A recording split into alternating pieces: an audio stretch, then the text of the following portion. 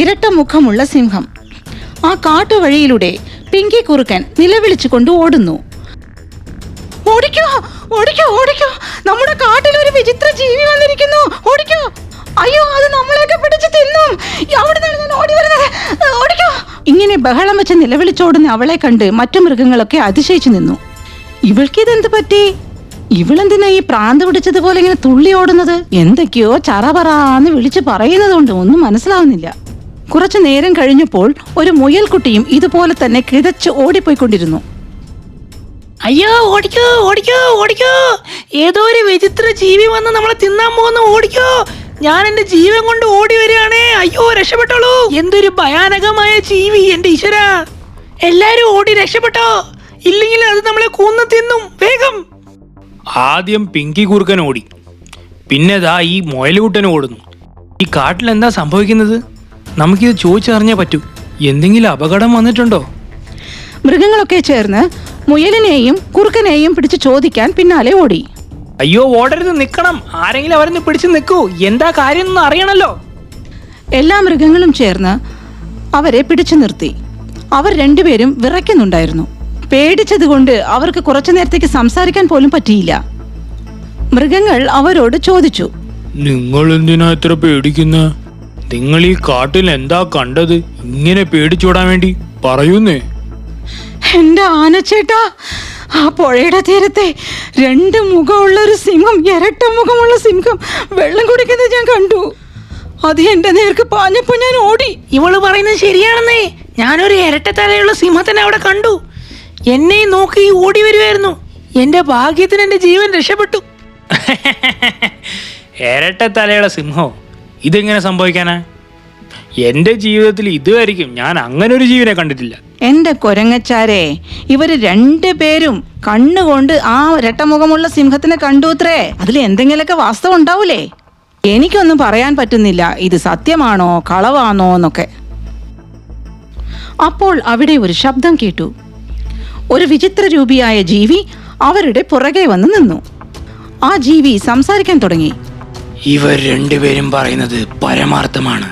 ഇവർ രണ്ടുപേര് കണ്ടതും 100% സത്യമാണ്. ഈ ശബ്ദം കേട്ട് എല്ലാ ജീവികളും തിരിഞ്ഞു നോക്കി. അവിടെ ഇരട്ട മുഖമുള്ള ഒരു സിംഹം നിൽപ്പുണ്ടായിരുന്നു. മൃഗങ്ങളെല്ലാം ആ ഇരട്ടത്തല വിചിത്ര ജീവിയെ കണ്ട് പരിഭ്രമിച്ചു നിന്നു. ധൈര്യം സംഭരിച്ച് എങ്ങനെയൊക്കെയോ അവർ ചോദിച്ചു, നിങ്ങൾ എവിടെന്നാ വരുന്നത്? നിങ്ങൾ ഇവിടെ എന്താ ചെയ്യുന്നത്? ഞാൻ നിങ്ങളുടെ വനത്തിന്റെ പുതിയ രാജാവാണ്. എനിക്ക് 2 മുഖമുണ്ട്, പിന്നെ എന്റെ ശക്തി അതും ഡബിളാണ്. ഇനി മുതൽ നിങ്ങളൊക്കെ എന്റെ ആജ്ഞ അനുസരിച്ച് ജീവിച്ചോണം, ഇല്ലെങ്കിൽ നിങ്ങൾ ഓരോരുത്തരും എന്റെ ഇരയാകും, മറക്കണ്ട. മഹാരാജാവേ, ഞങ്ങളെ കൊല്ലരുത്. താങ്കൾ എന്ത് പറഞ്ഞാലും ഞങ്ങൾ അനുസരിച്ചോളാം. എന്തൊക്കെ തന്നെ പറഞ്ഞാലും അങ്ങ് ഞങ്ങളുടെ മഹാരാജാവല്ലേ, അങ്ങയുടെ വാക്ക് പാലിക്കേണ്ടത് ഞങ്ങളുടെ കടമയല്ലേ. എന്നാൽ കേട്ടോളൂ, ഇന്ന് മുതൽ പച്ചക്കറികളും ഫ്രഷ് ആയിട്ടുള്ള മാംസവും എനിക്ക് കൊണ്ടുതരണം. മറക്കരുത്, ഫ്രഷ് മാംസമായിരിക്കണം. അധികം മാംസം കൊണ്ടുവരരുത്, കുറച്ച് കൊണ്ടുവന്നാ മതി, അല്ലെങ്കിൽ വേസ്റ്റ് ആയി പോകും. ശരി മഹാരാജാവേ. അതിനുശേഷം മൃഗങ്ങളൊക്കെ അവിടെ നിന്നും പിരിഞ്ഞുപോയി. അങ്ങനെ ഇരട്ടമുഖമുള്ള സിംഹത്തിന് വേണ്ടി അവർ ഭക്ഷണം ഒരുക്കാൻ തുടങ്ങി. കാര്യങ്ങളൊക്കെ കുഴപ്പമില്ലാതെ ഇങ്ങനെ പോയിക്കൊണ്ടിരിക്കുമ്പോൾ ഒരു ദിവസം കുറുക്കൻ പറഞ്ഞു, എത്ര ദിവസം എന്ന് വെച്ചിട്ടാണ് നമ്മൾ ആ വിചിത്ര ജീവിക്ക് ഇങ്ങനെ ഭക്ഷണം കൊണ്ടുവന്ന് കൊടുക്കുന്നത്? നമ്മുടെ അധ്വാനം മുഴുവൻ അത് തിന്ന് തീർക്കാണ്. ഇതിനൊരു സൊല്യൂഷൻ ഉണ്ടാക്കിയേ പറ്റൂ. എടാ കുറുക്ക, നമുക്ക് എന്താ ചെയ്യാൻ പറ്റുക? ആ ഇരട്ടത്തലയുള്ള വിചിത്ര ജീവി പറയുന്നത് കേൾക്കുക എന്നല്ലാതെ നമുക്ക് വേറെ എന്താ ചെയ്യാൻ പറ്റുക? നീ കണ്ടില്ലേ, ആ സിംഹത്തിന് 2 മുഖമാണ്. അതിനെ കണ്ടാൽ അറിയാം ഒരു അപകടകാരിയാണെന്ന്. അത് മാത്രല്ല, ആ സിംഹം പറഞ്ഞത് അനുസരിച്ചില്ലെങ്കിലേ ആ ഇരട്ട മുഖം കൊണ്ട് നമ്മളെ എല്ലാവരും അടിച്ചു കൊന്നു തിന്നും. അപ്പോൾ രാജനേലി അവിടെ എത്തി. അവൻ അയൽക്കാട്ടിലെ തന്റെ സുഹൃത്തുക്കളെ കണ്ടിട്ട് വരുന്ന വഴിയായിരുന്നു. മൃഗങ്ങൾ പറയുന്നതെല്ലാം കേട്ട ശേഷം അവൻ ചോദിച്ചു, നിങ്ങൾ എന്തൊക്കെയാ പറയുന്നത്? ഇരട്ടത്തലയുള്ള സിംഹം നമ്മുടെ കാട്ടിൽ വന്നിരിക്കുന്നു. ശപ്പ, വിശ്വസിക്കാനേ പറ്റുന്നില്ലല്ലോ. എടോ, സിംഹത്തിന് എങ്ങനെ 2 തലയുണ്ടാവും? ഇതിലെന്തോ ഒരു ഉടായ്പുണ്ട്, ഉറപ്പ്. എടാ രാജ, നീ ഇപ്പോഴും വന്നിട്ടല്ലേ ഉള്ളൂ. നീ ആ ഇരട്ടമുഖമുള്ള സിംഹത്തിനെ കണ്ടിട്ടില്ലല്ലോ, അതുകൊണ്ടാ ഇങ്ങനെയൊക്കെ പറയുന്നത്. നിനക്ക് അറിയില്ല. ഞങ്ങളൊക്കെ കണ്ണുകൊണ്ട് കണ്ടതാണ്. ഞങ്ങൾക്കറിയാം, അവന് ഇരട്ട മുഖമുണ്ട്. അവൻ ഭയങ്കര അപകടകാരിയാണ്. അവൻ ശരിക്കുള്ള ഒരു സിംഹമാണെങ്കിലേ പിന്നെ എന്തിനാ അവൻ പച്ചക്കറി കഴിക്കുന്നത്? എടോ, സിംഹം പൂർണ്ണ മാംസാഹാരിയാണ്. അതിന് പച്ചക്കറി ഒന്നും ആവശ്യമില്ല. എനിക്കൊന്നും പിടികിട്ടുന്നില്ലല്ലോ. നിങ്ങൾ പറയുന്നത് അനുസരിച്ച് ആ സിംഹം കുറച്ചേ മാംസം കഴിക്കുന്നുള്ളൂ. This is not good.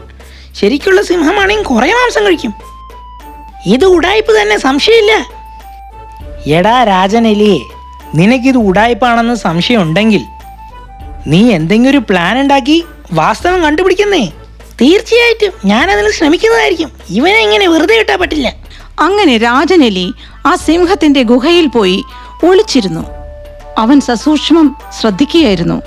അപ്പോൾ കാട്ടിലെ മൃഗങ്ങളൊക്കെ ഇരട്ടമുഖ സിംഹത്തിന്റെ ഭക്ഷണവുമായി അവിടെ എത്തി. മഹാരാജാവേ, അങ്ങേക്ക് വേണ്ടിയിട്ടുള്ള ഭക്ഷണവുമായി ഞങ്ങൾ എത്തിയിട്ടുണ്ട്.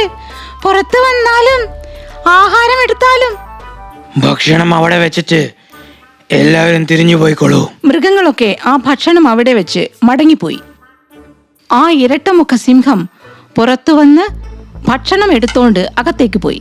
ഭക്ഷണം നോക്കി ചിരിച്ചുകൊണ്ട് ആ ജീവി പറഞ്ഞു,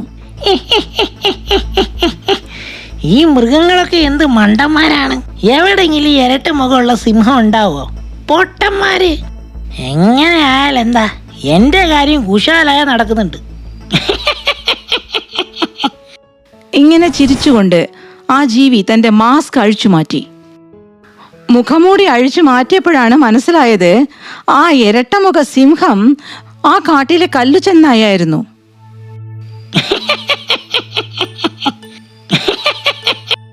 ഈ പൊട്ടന്മാരെ പേടിച്ചിട്ടേ നല്ല ഭക്ഷണം എത്തിക്കുന്നുണ്ട്.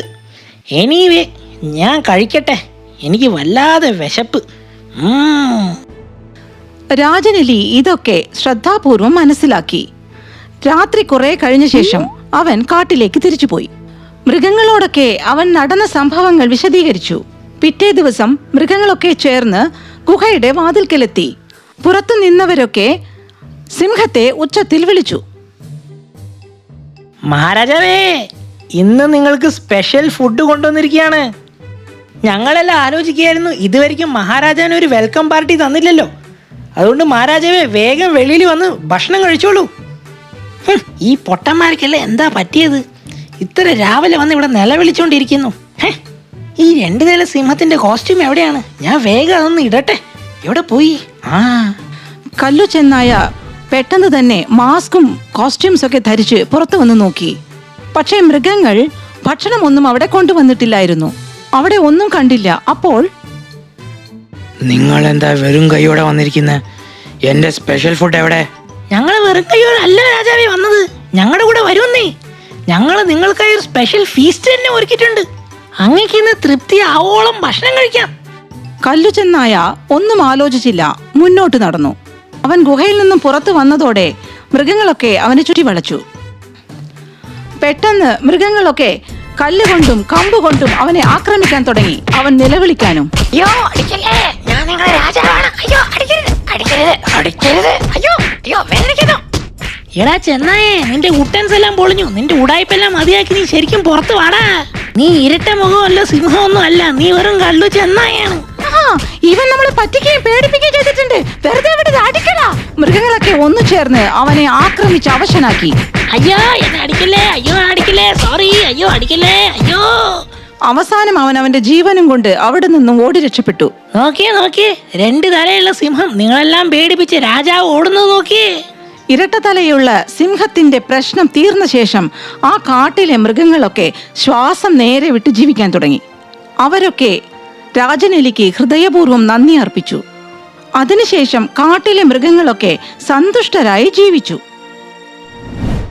നിങ്ങൾക്ക് ഞങ്ങളുടെ ഈ വീഡിയോ ഇഷ്ടമായെങ്കിൽ ദയവായി ഞങ്ങളുടെ ചാനൽ സബ്സ്ക്രൈബ് ചെയ്യുക. പിന്നെ ഈ വീഡിയോ ലൈക്കും ഷെയറും ചെയ്യാൻ മറക്കരുത്. നന്ദി, നമസ്കാരം.